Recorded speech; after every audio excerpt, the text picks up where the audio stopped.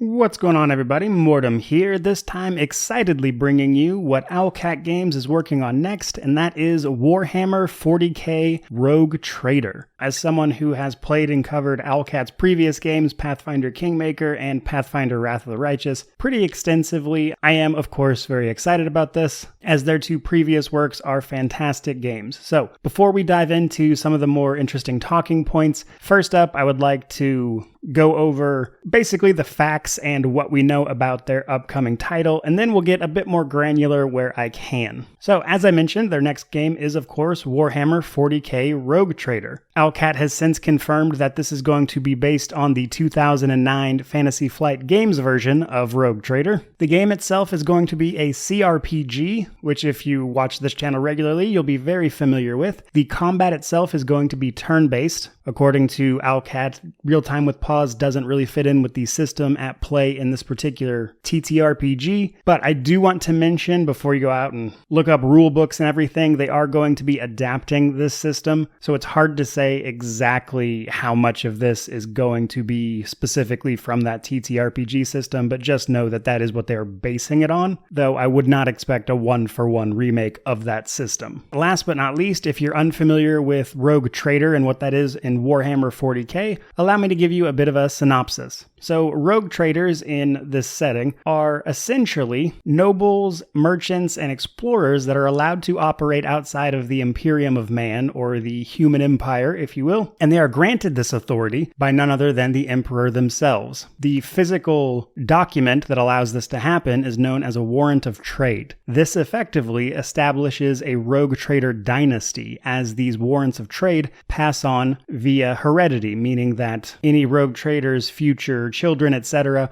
will also be rogue traders and entitled to the dynasty that this creates. Now, rogue traders themselves are essentially responsible for scouting and exploring outside of the human empire. They often do this through mercantile, or just trading and exploring, and so rogue traders come in all sorts and types, if you will. Now, just as a plot point, I think that makes for incredible storytelling just because of the sheer amount you can do with that, especially in terms of space exploration, because you're going to be running into aliens, chaos cults, all while there will likely be drama with the Imperium itself, because, as you might imagine, giving someone the amount of freedom that is afforded to rogue traders to effectively operate their own tiny empires outside of the regular human empire causes a bit of drama when these people then return to the Imperium, because ultimately, rogue traders are again granted their power by the Emperor, which means there aren't really a lot of people in the Imperium that can tell a rogue trader what to do, which, as you might imagine, causes friction all over the place. These people are essentially, at the same time that they are explorers and travelers and merchants, are also pariahs in their own home territory, if you will. So lots of interesting stuff for storytelling. So for Warhammer 40k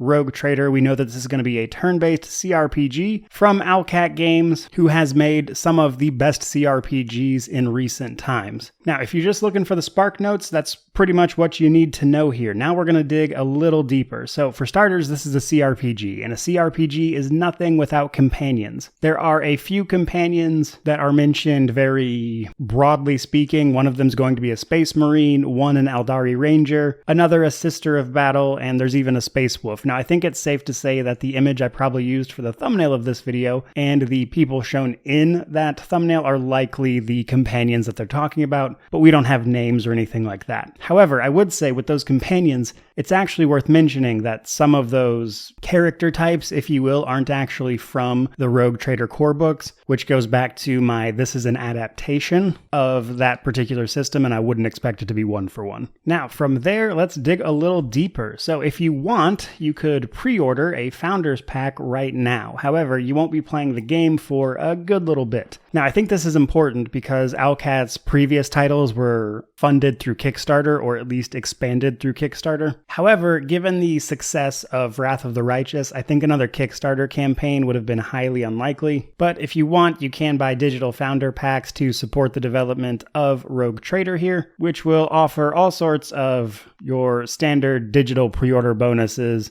honestly, that you would see in a regular Kickstarter. It kind of looks like they thought of what they would have done for a Kickstarter and then just did it on their own website, to be honest. However, in terms of me, a content creator, these founder packs also come with alpha and beta access if that's your thing. However, I would tell you that as a channel, I do not generally endorse people paying for those things. Not because they're bad or anything, I think that's ultimately up to you. More than anything, I'm just letting people know what's going on here. But generally speaking, I would have been surprised if they had done an actual full-blown Kickstarter, so this digital approach for all this stuff does make sense to me. And again, it's essentially what a Kickstarter campaign would have been if you take a good look at it. So with all of that stuff said, guys, that's pretty much all of the information that I have to share with you, and I'd like to wrap this up with my own personal opinion. Frankly, I think it's very interesting. Now, that said, I am someone who loves Pathfinder, so I fully commiserate with the people that are sad that they're not getting another Pathfinder game or its sister game, Starfinder. I've talked about this a good bit on the channel previously, so I'm not going to go in depth on it too much here, but I do think burnout's a thing, so I can see why Owlcat Games decided to branch out a little bit in this manner. And again, Owlcat has made two of some of the best CRPGs in recent memory. Not to say that they are without their problems. I've reviewed both games if you want to go check out those reviews for my full thoughts, but while I am not admittedly wildly into Warhammer 40k, I do have faith in Owlcat Games to make a good game, especially a CRPG. So while I personally could take or leave the Warhammer 40k bit, honestly, at the end of the day though, this Rogue Trader stuff does sound very interesting and ripe for space exploration storytelling, especially with the dynasties around how Rogue Traders operate. I think that's a really cool idea to put into a CRPG like this. And if you're unaware, this will actually be Warhammer's first CRPG, because while Warhammer 40k does have a lot of video games under its belt, a lot of them are just okay at best, and none of them have been a CRPG up to this point. So needless to say, as someone who has covered Owlcat's previous games pretty extensively, I will be following and updating you guys on this. I did grab the Founders Pack that gives me alpha and beta access, so whatever I'm able to share with you guys about the development and ultimately release of this game, etc., I will absolutely be doing so. So if that is of interest to you, by all means, like, comment, subscribe. But that's pretty much all I've got for you guys today.